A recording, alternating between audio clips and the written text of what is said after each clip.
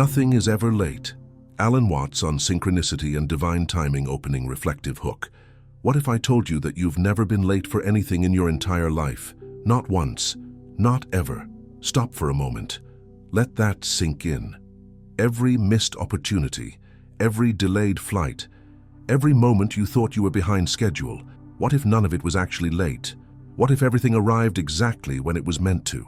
This isn't positive thinking or wishful philosophy. This is something far more profound, something Alan Watts spent his life trying to help us understand. He once said that life flows like a river, and rivers are never in a hurry, yet they always reach the sea. But here's the question that might change everything. Are you living your life like a river, or are you living it like a clock? Because the difference between these two ways of being determines whether you experience life as a graceful dance or an anxious race against time. Today, we're going to explore one of the most liberating truths Watts ever shared, that synchronicity isn't just real, it's the very fabric of existence itself. And once you truly grasp this, you'll never feel behind again. The time trap and the illusion of control. We live in a world obsessed with timing. Deadlines, schedules, 5-year plans. We've built our entire civilization around the tyranny of the clock. But Alan Watts had a different perspective. He understood that while clocks are useful tools, they become dangerous masters when we start living for them instead of using them. Think about it. When did you first feel behind in life? Was it when you compared your timeline to someone else's? When you realized your dreams weren't unfolding according to your original plan? This anxiety we feel about being late isn't natural. It's manufactured by a mind that believes it can and should control the timing of life. Watts often spoke about how the Western mind creates suffering by trying to force life into neat, predictable patterns. We want guarantees. We want to know that if we do X by age 25, we'll achieve Y by age 30. But life doesn't work like a machine. It works like music, and you can't rush a symphony. Have you ever noticed that the most beautiful moments in your life came unplanned? The conversation that changed your perspective, the book that found you at exactly the right moment, the person who walked into your life when you needed them most. These weren't accidents. They were expressions of a deeper intelligence, what Watts called the wisdom of insecurity. When we try to control timing, we're like someone trying to conduct an orchestra while being deaf to the music. We're so focused on what we think should happen next that we miss what's actually happening now. And what's happening now is always exactly what needs to be happening. The natural rhythm of existence. Alan Watts had a beautiful way of using nature to illustrate profound truths. He would ask, have you ever seen a flower anxious about blooming too late? Have you ever witnessed a tree worried that autumn arrived ahead of schedule? Of course not. Nature operates according to an intelligence far greater than our small minds can comprehend. Everything in nature has its season, its perfect timing. The cherry blossom doesn't compare itself to the oak tree. The ocean doesn't apologize for high tide.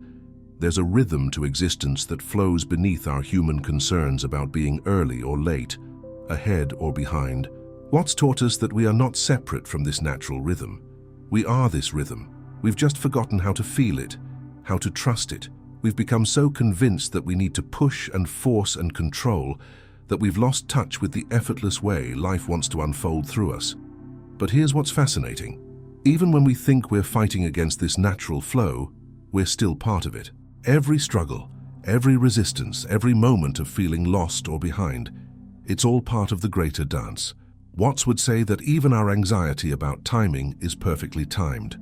This brings us to something Watts called synchronicity. Those moments when life seems to be winking at us, when coincidences pile up in ways that feel almost magical. But what if these aren't coincidences at all? What if they're glimpses of how life actually works all the time? The sacred play of synchronicity. Carl Jung coined the term synchronicity, but Alan Watts lived it. He understood that what we call coincidence is really the universe revealing its true nature, that everything is interconnected, everything is part of one vast, intelligent dance. Watts often spoke about the Hindu concept of Leela, the cosmic play. Imagine the entire universe as a grand game, and you are both the player and the piece being played. In this game, there are no mistakes, no accidents, no being late or early. There are only perfect moves in a game whose rules we're still learning to understand. Have you ever had the experience of thinking about someone just before they call? or needing to learn something just before the perfect teacher appears, or facing a challenge just as you develop the strength to handle it. These aren't random events. They're expressions of the same intelligence that makes your heart beat without you having to think about it.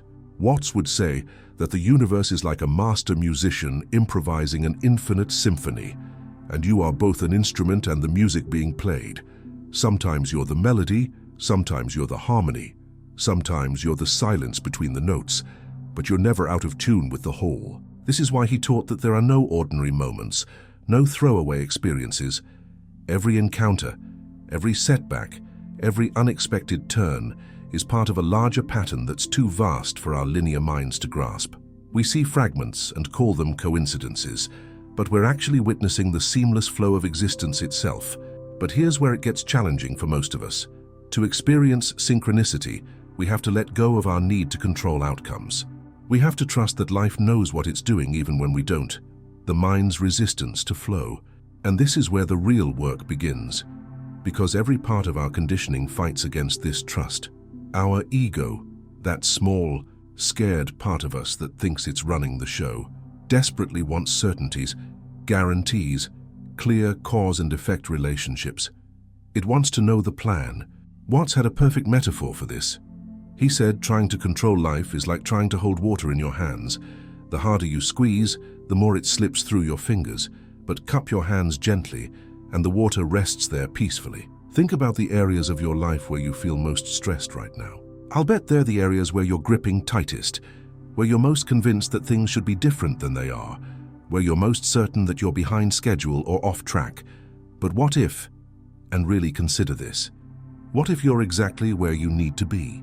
What if every delay has been a redirection? What if every closed door has been guidance?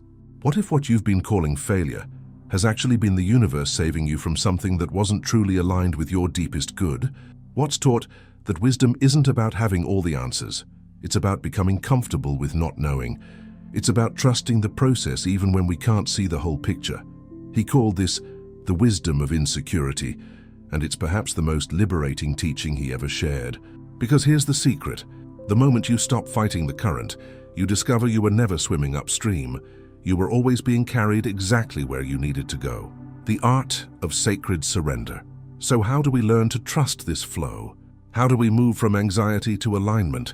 Watts taught us that it starts with a fundamental shift in perspective.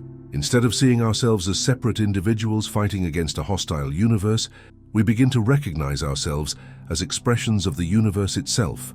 You are not in the world. You are the world expressing itself as you. You're not having experiences. You are the experience that life is having. This isn't poetic language.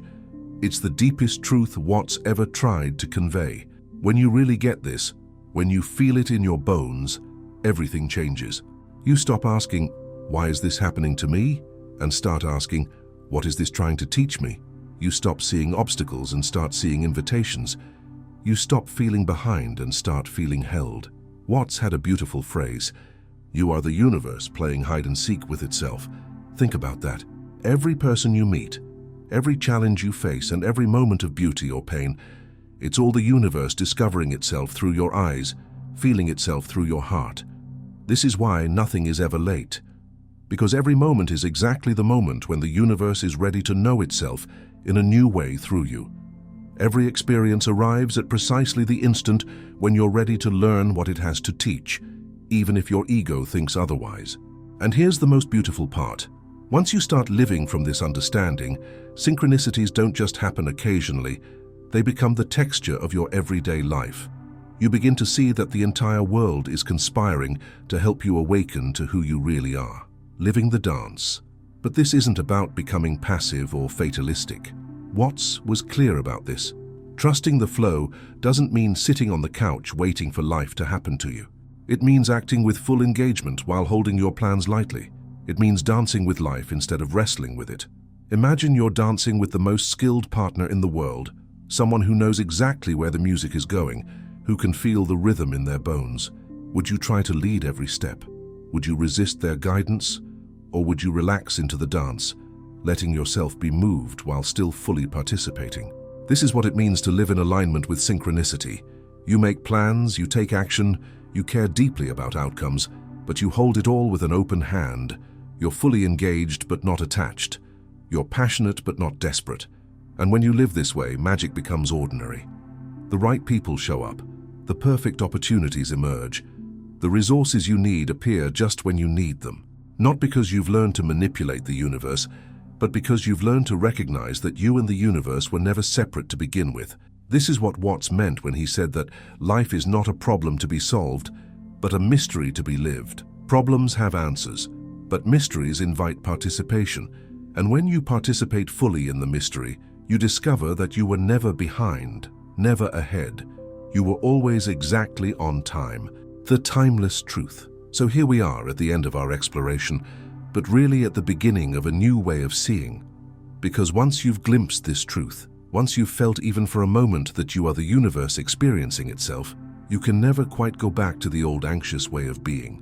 Will you still have moments of feeling rushed or behind? Of course, the conditioning of a lifetime doesn't disappear overnight. But now you have something precious, the knowledge that these feelings are just thoughts, not truth. The understanding that beneath the surface turbulence, life is always flowing perfectly. Alan Watts spent his life pointing us toward this recognition. He reminded us again and again that we are not broken beings in need of fixing, but perfect expressions of life itself in the process of awakening to our own nature. Every delay that frustrated you was actually divine timing. Every detour that seemed to take you off course was actually the course itself.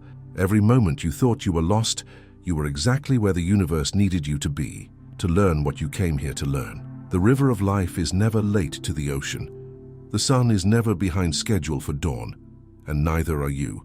You have never been late for anything that truly matters, because everything that truly matters happens in the eternal now, and now is the only time that exists. So take a breath, feel yourself held by this moment.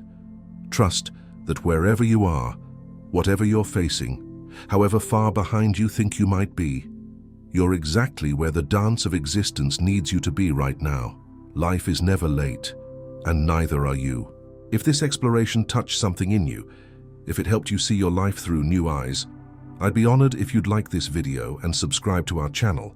We're building a community of people who are ready to question the old assumptions and discover what it really means to be alive. And remember, your subscription, your engagement, your willingness to explore these ideas with us, it's all part of the same synchronicity we've been discussing. Nothing brought you here by accident, so welcome to the dance. Until next time, trust the flow, you're exactly where you need to be.